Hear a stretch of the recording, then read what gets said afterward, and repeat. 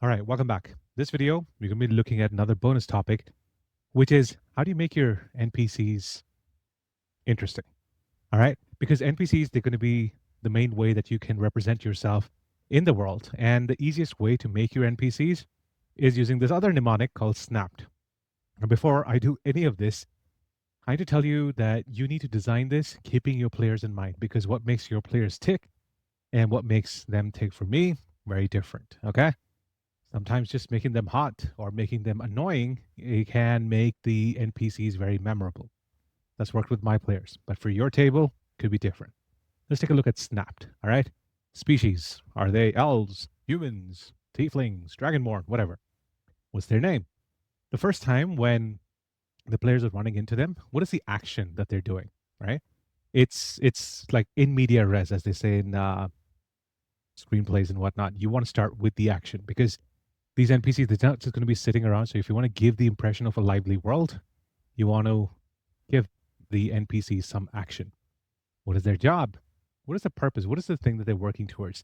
Most people are low agency people, right? In the sense that they are just looking to live a very ordinary life. But our players are high agency people.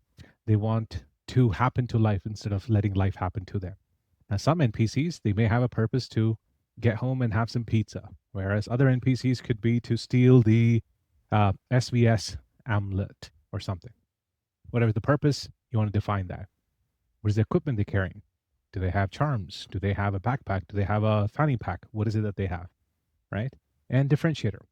Now, it's really cool to add any one or two distinguishing marks to your NPCs, because then when the players start talking to them, you can help them by saying, "Oh, it's the one with the scar on his face," or "It's the one with 3 horns instead of 2." Right? So we can use that.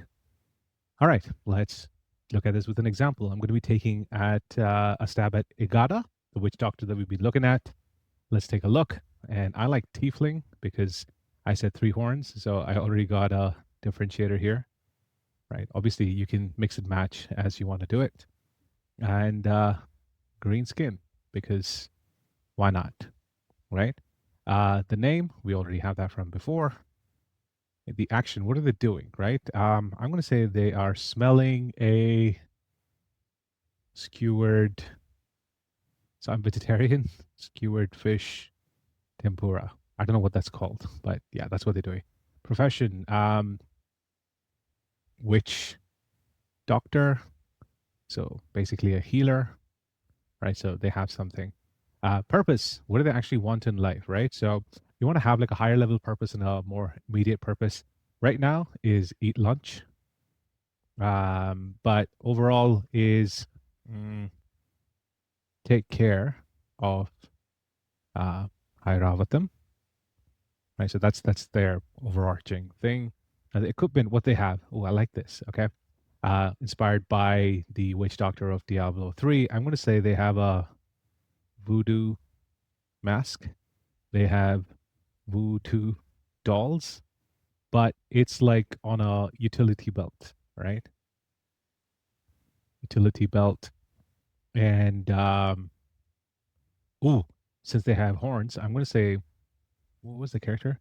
Katsuane in the Wheel of Time, right? So they have hair charms, right? Charms on their horns and hair. Boom. So already I have this. So when I have to describe this NPC, I'm going to say, as you walk up to the fish stall, you see a green-skinned tiefling. She has 3 horns on her head and charms are hanging all over there. She's smelling what looks to be essentially a fish on a stick, but it's got this golden hue, and you can smell the deep fried scent of the dish that she's about to eat. Looking at her garb, you can see that she's probably a healer or a priest. You're not entirely sure. And on her side, you see a mask and a series of dolls that are hanging from various lengths of thread and twine. As you enter, she shoots you a glance and then goes back to studying her fish tempura. What do you do? All right, so that's how I would introduce this NPC. All right, that's pretty straightforward. Now, of course, this is a bonus action. Bonus action. This is a bonus lesson, And the next video, we're going to be looking at how we can design interesting combat. I'll see you there.